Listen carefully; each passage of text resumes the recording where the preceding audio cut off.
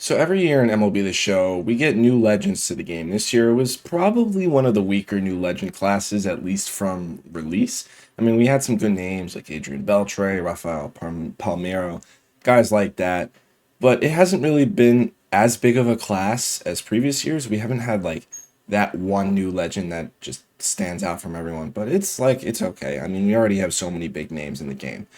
But every year we also have some legends that are removed, whether it's their contract expired with MLB The Show and they couldn't renew it, or some strange circumstances like people getting arrested or getting in trouble and they just remove him from the game because they don't want to deal with it. Aubrey Hoof.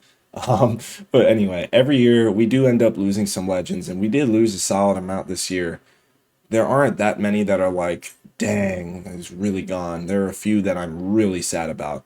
But today we're going to be going over the legends who are not going to be returning to MLB The Show 24.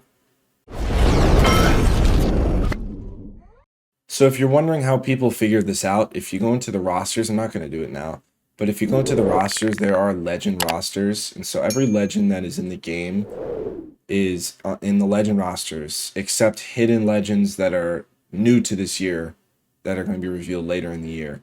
So basically what people do every year is they take a roster from MLB The Show 23 and load it into 24 and see which legends do not transfer over, meaning that their rights are no longer in the game. So we're going to go through all the legends that were removed and just talk about them. So we are in MLB The Show 23, which I can't believe I just loaded up this game. But anyway, we're in MLB The Show 23 just to sort of go over some cards for the guys who are not going to be in MLB The Show 24. The first one is Reggie Jackson. Reggie Jackson is a baseball legend, obviously, one of the best postseason hitters of all time. And he's had great cards. Like, this card was one of the chase packs. He's insane versus righties. I don't think Reggie Jackson has ever really gotten the justice he's deserved in MLB The Show. Like, he hasn't had a single card that has been godly. Like, yes, this card is good, but there were so many options by the time that this card came out. He never really had that true elite card in MLB The Show. He's had 99s, he's had low or high 90s cards that have been good, but he never really had like the Reggie Jackson card, in my opinion. The next player that is no longer on MLB The Show 24 is going to be Christy Matthews. Now, I don't want to say I'm happy that anyone is removed. Like, I'm not happy that any of the legends are removed. I just found that Christy Matthews cards were always so filler. His cards have never been good. His pitch mix has never been good. Screwball four-seam 12-6 changeup sinker. Like, he has no horizontal movement. His per nines are like pretty good. He's always had good cards, like stats wise, but he's never been a good pitcher in the game. So I would rather have this legend slot be a guy like Johan Santana. Like, if they replace Christy Matthews with Johan Santana, that is a huge improvement just based off of their cards. Obviously, Christy Matthews is one of the greatest starting pitchers of all time. A lot of people don't know him because he played in the early 1900s, but he was an insane starting pitcher. He's a Hall of Famer. Go look at his baseball reference page if you don't know much about him, but really not a big loss. This, in my opinion, is by far the biggest loss that we've had since Rogers Hornsby. Jimmy Fox, man. Oh my God, I'm devastated. He has been my endgame catcher since he became a legend in the game. I think his first year was MLB 20. Either MLB 20 or MLB 21 was the first year he was in the game. And every single time he's been in the game, he has been my endgame catcher. I'm super disappointed. Such a good swing. I have not been able to find other catchers with the same hitting stats. Hopefully Josh Gibson can take his place and we get a 99 that's similar hitting stats. But man, the Jimmy Fox catchers have just been insane. And I'm by far going to miss this guy the most out of everybody. Now here's a guy who had a super underrated career. He should be in the Hall of Fame. It's Keith Hernandez of the New York Mets. Keith Hernandez, arguably the greatest fielding first baseman of all time, but also was a good hitter. He never really got a chance to shine in MLB The Show, strictly because he was never a power hitter. And it's not impossible. Like, you can be a good card without power. It's just like there's so many options that are worth the same amount of stubs or are free that have everything that he brings to the table except power. So another legend that really wasn't, I don't want to say like he didn't get his justice because these are accurate attributes, but he just wasn't really like an elite card in any sense in MLB The Show. You know, a shame to see all these guys go. But Keith Hernandez, not a guy that I'm going to miss desperately, but a big name that they've lost. Now, Joe Carter has been in the game for a long time, like a long time. I think he's been in the game since MLB 17 or 18. So this is a long time legend that is no longer in MLB The Show. Here's another guy who kind of, okay, now a lot of people used him more than other guys. But Joe Carter is always a good guy versus lefties. He could bring it versus righties too. But he was primarily a hitter versus lefties. Okay defense, solid speed with all of his cards, could play the entire outfield and first base.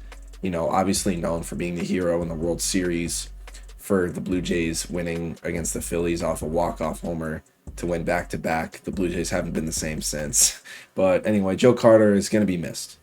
Lefty Grove is kind of similar to Christy Matthews in a sense. While he was an insane pitcher and is a really good pitcher and had an amazing career, I don't think a lot of people really used him. And like, he's better than Christy Matthews. He has a better pitch mix for sure. Four-seam curveball, forkball, slider, cutter. Like, that is definitely better than Matthews. And he has similar stats. But people just didn't really use him that much. So it's not really as big of a loss as some other guys. Ultimately, you want to have all these guys in the game. And I'm never fine with people leaving. But I'm not too disappointed that Lefty Grove isn't available this year. This one was a really weird one for me. Jake Peavey, last year was the first year of him being in MLB The Show, and he did not carry over on the rosters. So Jake Peavey, unfortunately, only had 1 year in MLB The Show, which was a shame because he could have good cards. I mean, four-seam cutter, sinker, slider, circle change is a great pitch mix. Doesn't throw insanely hard, but I mean, he could bring it. If he had like a super juiced Cy Young card, I'm pretty sure he won a Cy Young. I'm disappointed in this for sure, that he's only in the game for 1 year and he didn't get like a completely juiced card, because that would have been such a good card. And now Walter Johnson is basically the exact same situation as Christy Matthews. Walter Johnson, nobody really used him. Is this card better? It doesn't really matter. They're identical cards. God, this is reminding me of the BS of MLB 23 with duplicate 99s.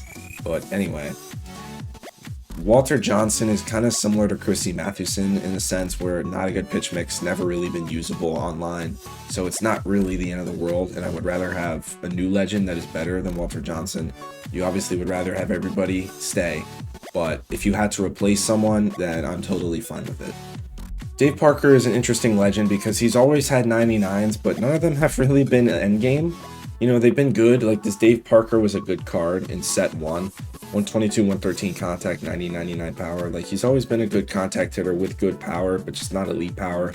And elite arm, too, with good fielding and solid speed.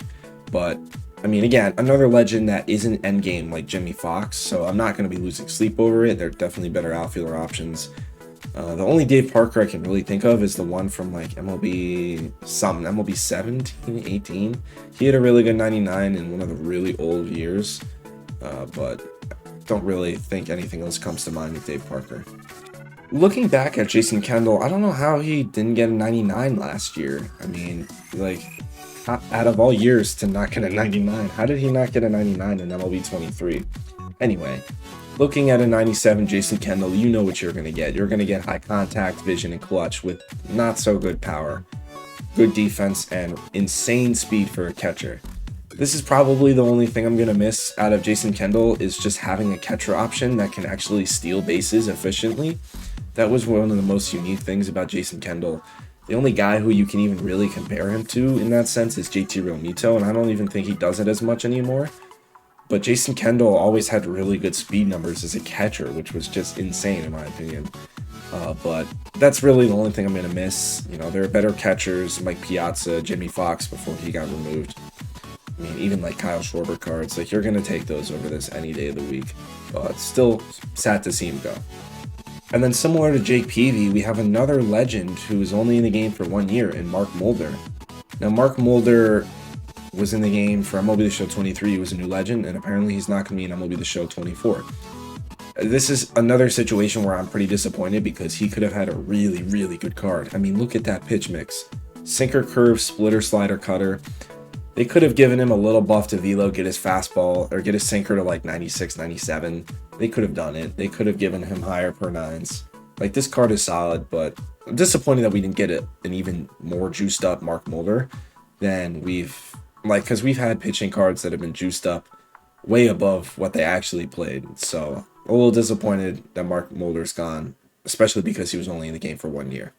So yeah, that's going to be it for this video. Sad to see all these guys go, especially Jimmy Fox, man. That really kills me. That and Rogers Hornsby are easily the two legends that I've missed Hornsby ever since he got removed after 21. Just the best second baseman by far in 20 and 21. But anyway, that's going to be it for this video. If you guys are new here, follow me on all my social medias, Instagram, Twitter, TikTok.